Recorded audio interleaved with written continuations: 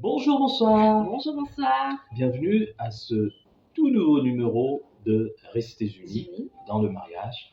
Restez Unis, cette émission qui vous propose des conseils, des astuces, mais aussi Des partages. des partages. Et nous vous invitons chaque fois à nous envoyer vos expériences, de ce que vous avez vécu donc dans le mariage, cette belle aventure dans laquelle nous nous sommes embarqués. Ça fait déjà quelques années, bien sûr. Oui. Ah ouais. Alors, aujourd'hui, un joli thème que vous allez découvrir avec Tricia.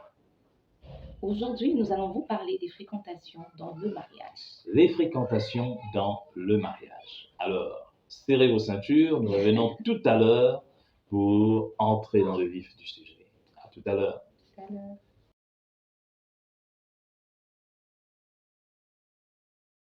Nous voici de retour donc sur ce plateau pour parler de ce sujet très intéressant, les fréquentations dans le mariage. Les personnes que nous côtoyons ou alors qui nous côtoient alors que nous sommes mariés, n'est-ce pas? Je voudrais d'abord inviter tous ceux-là qui nous suivent sur YouTube de pouvoir nous envoyer des réactions, vos conseils, des suggestions et autres par notre adresse mail, restezunis@gmail.com, ou alors nous faire des commentaires sur YouTube, ou alors sur notre page Facebook Restez Unis. Alors, Tricia, qu'entendons-nous par fréquentation? déjà, chérie, par fréquentation, nous entendons tout ce qui est relation. Relation amicale, relation professionnelle. Donc, c'est en quelque sorte les personnes que nous côtoyons tous les jours de notre vie. Ok. Donc, par fréquentation, nous entendons relation dans le sens le plus large. Ça veut dire des personnes que nous avions peut-être côtoyées dans le passé, mais aussi que nous côtoyons présentement, n'est-ce pas? Alors, dans le mariage, peut-on avoir un ou une amie intime? Déjà, dans les mariages, je me dis, on est tous des amis pour commencer. Ok. Parce que avoir un ou une amie intime oblige à ce que l'on se parle, que l'on se raconte de choses vraiment personnelles. Que l'on se confie, Que l'on c'est se ça? confie, exactement. Donc, c'est comme certains parlent de confident ou confidente. Exactement. Or, déjà, quand on fait appel à une personne externe, souvent, ça crée des tensions et cela n'est pas bon. Ah ouais. Donc, pour moi, je dirais que avoir une ou un ami intime pendant qu'on est marié, cela n'est pas une bonne chose. Donc, avoir un ami ou une amie intime lorsqu'on est marié n'est pas bon, parce que, tel que Tricia nous a développé cela, ce n'est pas bon parce que, tout simplement, c'est comme si vous faites entrer quelqu'un d'autre dans votre mariage. Et pourtant, dans un mariage chrétien, la troisième personne est toujours Jésus lui-même. Et d'ailleurs, on demande d'ailleurs aux couples mariés chrétiens de pouvoir, s'il y a des problèmes, de ne même pas aller chez les parents directement, mais d'aller chez les parents. Et ça doit vraiment se limiter là, parce que les amis et puis tout ça doivent rester dans un autre cercle. Donc, c'est un peu ça, parce que le mariage n'est pas un jeu, c'est vraiment toute la vie, c'est tellement important que vous ne devez pas faire entrer n'importe qui. Parce que là, on s'expose. Voilà, vous vous exposez et on ne connaît pas les intentions des gens. Voilà, on ne connaît pas les intentions des gens, donc même pour confier quelque chose, peut-être, moi je dirais pour ma part, peut-être je peux penser à un couple marié aussi, un couple ami, parce qu'on suppose que ce couple-là vit aussi certaines expériences comme nous. Voilà. Alors nous pouvons peut-être partager, pas nous confier, mais partager avec ce couple-là et avoir, pourquoi pas, des idées. Donc c'est un peu ça. Alors, qui décide des fréquentations dans un mariage? Est-ce l'homme? Est-ce la femme? Décider des fréquentations, je ne pense pas qu'il y a quelqu'un qui soit maître de cela. Parce qu'il faut savoir déjà qu'avant de se marier, chacun de son côté avait sa vie. Okay. C'est pas qu'on est né aujourd'hui, on se marie demain. Non? Ouais. Donc du coup, on a des personnes qu'on côtoyait, on a des relations qu'on avait. Donc c'est compliqué de commencer à gérer les fréquentations de l'autre. Mais seulement, il faut savoir qu'il y a toujours ce mais-là qui revient. On n'est pas en train de décider, mais il peut y arriver que l'un dise que non, je ne veux pas de X fréquentation, je ne veux pas de X personnes. Admettons, toi, tu es marié, mais tu as tout le temps, on prend l'exemple de la femme, tu es marié, mais tu as tout le temps une copine qui est célibataire, mais qui passe toute sa journée dans des fêtes, dans des excursions et tout ça. Et toi, tu te dis, ben, femme mariée, je veux tout le temps être bras dessous avec cette personne-là. Donc, automatiquement, c'est normal que monsieur dise, ben, je ne veux pas de cette relation. Parce qu'en réalité, ça vient nuire. À la place de rester dans ton foyer pour faire peut-être les ménages, pour essayer un peu de passer à X, Y chose, toi, tu seras tout le temps avec ta copine, dans les fêtes, dans les excursions. Donc, sur ce point-là, si c'est une raison évidente, l'autre a bel et bien raison de dire que je ne veux pas de X fréquentation. Voilà. Il n'y a pas de maître, mais ça peut arriver. Donc, on peut se fréquenter. Une femme mariée peut fréquenter ses amis célibataires, pas de problème. Mais seulement, il faut savoir comment placer des limites. Et puis, il y a des habitudes qu'on ne doit pas adopter lorsqu'on est marié. Et d'ailleurs, ce n'est pas pour dire que lorsqu'on est célibataire, on est léger ou légère, non. Mais c'est tout simplement que vous n'avez pas les mêmes intérêts, vous n'avez pas beaucoup de points communs, vous n'avez plus beaucoup de points communs. Le planning de la journée devient différent. Par exemple, quand tu es une femme mariée, tu as tes enfants, tu as ton mari, tu as ta maison. Donc, tu ne vas pas passer tout le temps à l'extérieur. Une femme qui est célibataire, par exemple, peut disposer son temps comme bon lui semble. Et c'est d'ailleurs la même chose aussi avec les hommes. Les hommes célibataires peuvent aussi disposer de leur temps comme ils veulent. Mais un homme marié a des responsabilités. D'ailleurs, nous allons voir un peu plus loin les hommes qui ne rentrent pas à la maison tôt. Ça aussi, nous allons en parler. Voilà. Alors, les problèmes des ex aussi chez les couples mariés. Vous avez, tout le monde a un passé, on sait. Mais est-ce que c'est bon de garder de contact, contact un peu, je veux dire, comment, très proche avec son ex? Bon, il faut dire que couper le pont totalement, ça peut deux fois être compliqué. Mais en général, ce sont des contacts vraiment à laisser, des relations à laisser tomber.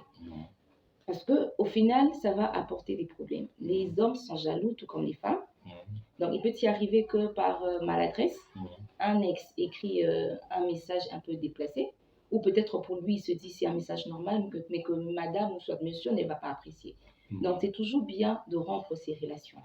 Et d'ailleurs, il y a un sujet que nous avons abordé la fois passée, le téléphone avec réseaux sociaux, sous-entendu. Donc, et tout vient aussi de là, parce que garder contact avec des personnes avec lesquelles on a été dans le passé, et que vous interagissez toujours dans les réseaux sociaux, il y a toujours des problèmes. On peut garder un temps dans certaines plateformes, parce qu'on ne s'écrit pas souvent, mais en étant sur WhatsApp, avoir un numéro, s'échanger des messages, tout ça, là, c'est pas bon. Là, en tout cas, il faut arrêter. Donc, nos ex, ou bien, pour ceux qui en ont eu, bien sûr, ne sont pas des démons. Mais, tout simplement, il faut limiter les contacts pour ne pas que ça puisse perturber un peu le foyer, nos relations d'hommes et de femmes mariés. Donc, c'est un peu ça. Alors, par rapport aux fréquentations, il y a aussi les enfants. Entre enfants, comment gérer les fréquentations de nos enfants? Qui doit fréquenter? Quels sont ces enfants qui doivent fréquenter nos enfants? D'abord. Les enfants, il faut savoir que c'est un monde à part. Voilà, un monde vraiment à part. Parce qu'ils vont à l'école, ils vont à l'église, et on ne sait pas toujours avec qui ils traînent. Voilà. À l'école, ils ont des amis qui n'ont pas la même éducation qu'eux. Donc, du coup, il faut faire très attention. Et d'ailleurs, même à l'église, il y a des enfants qui apprennent des mauvaises choses aussi à l'église. Donc, ne vous dites pas que, puisque mon enfant fréquente, par exemple, les codymes de telle église, donc je peux le... Non, il faut toujours avoir un œil. Il faut avoir un œil dessus, parce que à l'église, nous savons que c'est pas tous ceux-là qui viennent qui sont des chrétiens. Donc, tout le monde arrive là. Et d'ailleurs, là, c'est même un problème d'éducation, parce que même les enfants mal éduqués fréquentent l'église. Donc, on a des enfants qui, peut-être à la base, ils n'ont pas reçu l'éducation qu'il fallait, qui insultent facilement. Ils ont un jour facile. Et du coup, toi, tu vas élever ton enfant chez toi avec l'éducation qui dit on n'insulte pas. Il va à l'école et il apprend à insulter. Donc, du coup, on doit vraiment veiller sur l'entourage, les fréquentations de nos enfants pour ne pas qu'ils tombent dans des pièges des amis qui vont les apprendre des mauvaises choses. Et en complément, vous devez aussi toujours veiller. Lorsque vous avez des enfants, vous devez parler avec ces enfants, vous devez leur poser des questions sur leurs amis à l'école, leurs amis à l'église. Il faut toujours que les enfants vous racontent, savoir avec qui traînent. Parce qu'on apprend beaucoup de choses des enfants. Hein. Moi, je me rappelle encore que les enfants, en tout cas nos enfants, nous racontent beaucoup sur leurs amis. Et même sur les amis qui sont très turbulents. Ils disent que tel ami n'écoute pas, il est turbulent lorsque madame parle, il fait ceci, l'autre a insulté. Alors, vous pouvez essayer de suivre ces fréquentations parce que les enfants, sachez que c'est l'avenir de demain. Voilà. Et puis pendant qu'ils sont encore en bas âge, vous devez suivre cela parce qu'à partir d'un certain âge, ça sera difficile, compliqué. Alors, la fréquentation de nos enfants avec les adultes, le rapport entre nos enfants et les adultes, que ce soit les encadreurs à l'église comme les encadreurs à l'école, hein, qu'est-ce qu'il faut faire? Comment C'est un point à ne pas négliger. Parce que très souvent, on a tendance à confier nos enfants à mettre en moniteur sans pour autant se méfier. Il faut toujours avoir une petite dose de méfiance. De contrôle, surtout. Voilà, de contrôle. Parce que je veux relater une histoire. Il y a un enfant que nous connaissons qui partait à une église X. Et à un moment, il y avait des rapports comme quoi l'enfant faisait l'école missionnaire, l'enfant n'était pas présent, il ne s'appliquait plus à l'école. Les parents commençaient à se poser des questions. Mais comment est-ce que notre fils est maintenant en train de se comporter de la sorte?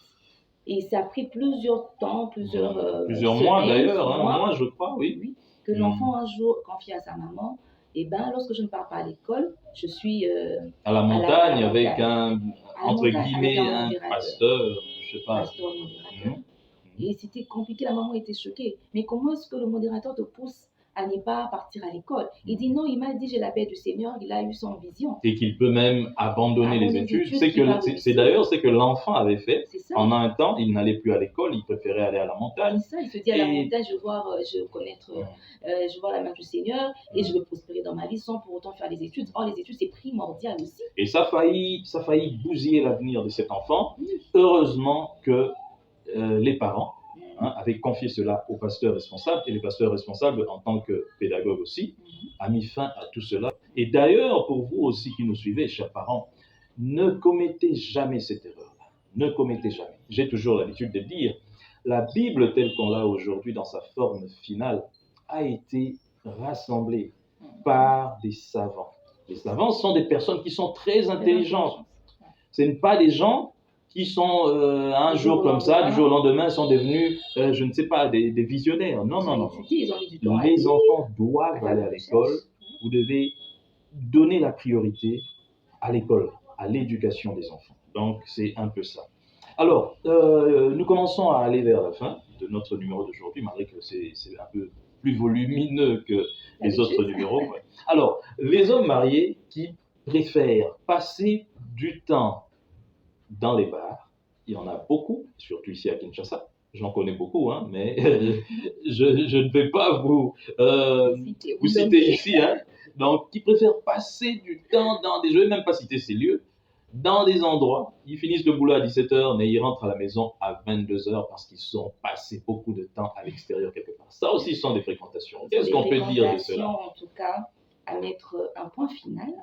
Parce qu'il faut savoir que vous passez, femme tout comme homme, mais c'est plus les hommes, vous passez la plupart de votre temps à l'extérieur. Vous sortez les matins, peut-être les enfants, vous voyez juste de justesse, et ils partent à l'école, vous sortez, et ils ont besoin de vous au retour. Il y a madame qui a besoin de vous. Donc, quand vous finissez le travail, ayez pour besoin, désir, habitude de filer vite à la maison, parce qu'il y a votre famille qui vous attend. Cet espace-là, ça ne va pas vous apporter grand-chose. Certes, vous allez vous asseoir, commander quelque chose à boire, à grignoter, mais vous perdez du temps. En fin de compte, vous perdez le temps, vous perdez l'argent, mais vous perdez surtout l'affection de vos enfants, de votre conjoint. Et c'est très important parce qu'il y en a qui rentrent toujours pendant que les enfants dorment. Déjà. Et le matin, il sort pendant que les enfants dorment.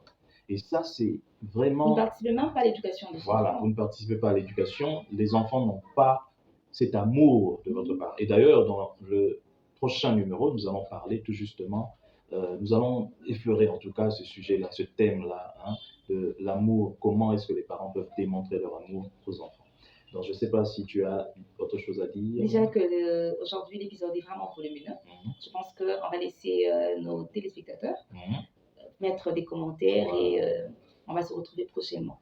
Donc, c'est vraiment tout pour aujourd'hui. Nous vous remercions de nous avoir suivis. Faites vos commentaires, donnez-nous des conseils, prodiguez stylistique, prodiguez-nous des conseils comme il faut. Nous sommes tout de suite et intervenez aussi. Parlez-nous de vos expériences. Nous avons besoin de ça. Même nous avons besoin de ça parce que nous ne sommes pas des cocos dans les mariages. Parce que les gens vont penser que non. Nous avons besoin de ça.